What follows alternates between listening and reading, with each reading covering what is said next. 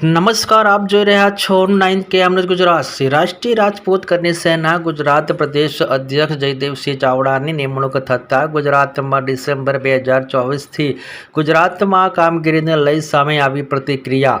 અધ્યક્ષે પ્રતિક્રિયા આપતા જણાવ્યું કે ગુજરાત રાજ્યના તમામ જિલ્લા તાલુકાઓમાં શ્રી રાષ્ટ્રીય રાજપૂત કરની સેનાના કાર્યાલય ખોલવામાં આવશે. ગુજરાતના દરેક જિલ્લા તાલુકામાં પ્રમુખ સહિતની નવી નિમણૂક કરવામાં આવશે. ડિસેમ્બર 2024થી શ્રી રાષ્ટ્રીય રાજપૂત કરની સેનાની કામગીરીની શરૂઆત કરવામાં આવશે. વિશેષ માહિતી રામભાઈ પટેલ, મહેસાણાથી.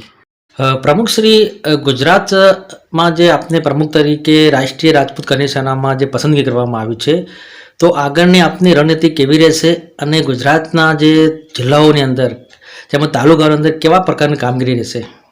પહેલાં તો તમારા તમામ દર્શકોને મારા જય માતાજીની, જય મા કરણી, જય ભવાની.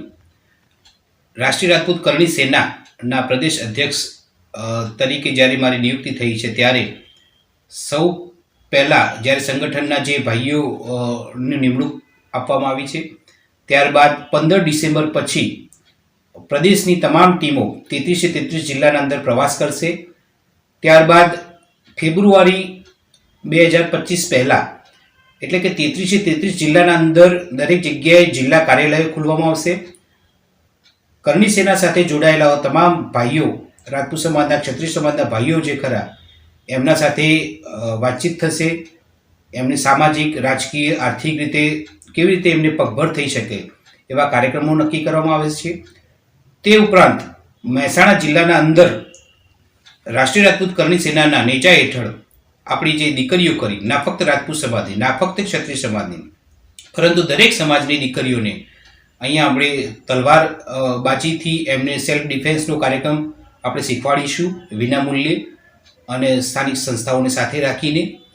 તો જેનાથી મહેસાણાની કોઈ દીકરીને કોઈ પણ લુખ્ખા તત્વો કોઈ પણ હોય એ એના સામે નજર ઉઠાવવા પહેલાં એને ભાન થવું જોઈએ કે રાષ્ટ્રીય રાજપૂત કરણી સેનાના પ્રદેશ અધ્યક્ષ જયદેવસિંહ ચાવડાની દીકરી છે. મહેસાણાની તમામ દીકરીઓ મારી દીકરીઓ છે. એ ફરજ સમજીને મહેસાણાના અલગ અલગ વિસ્તારના અંદર આપણે તમામ દીકરીઓને આપણે એમને શસ્ત્ર ચલાવતા અને શાસ્ત્ર ચલાવતા બંને રીતે આપણે એમને શીખવાડીશું. કાર્યાલયની વાત કરવામાં આવે તેમજ જે રાષ્ટ્રીય રાજપૂત કરની સેનામાં જે પ્રમુખ તરીકે જે જિલ્લા તાલુકાની વાત છે, તો એ બાબતે કેવી રણનીતિ તૈયાર કરવામાં આવી છે? દરેક જિલ્લાના અંદર જે જિલ્લા મથક ખરું એના અંદર એક કાર્યાલય રહેશે. મહેસાણા એક પ્રદેશ કાર્યાલય રહેશે, એક અમદાવાદમાં પણ કાર્યાલય બનાવવામાં આવશે. એના સાથે સાથે જેઓ મોટા સેન્ટરો છે, ધારો કે બનાસકાંઠા છે, તો એવા સંજોગોમાં તેઓ 2 કાર્યાલય થશે.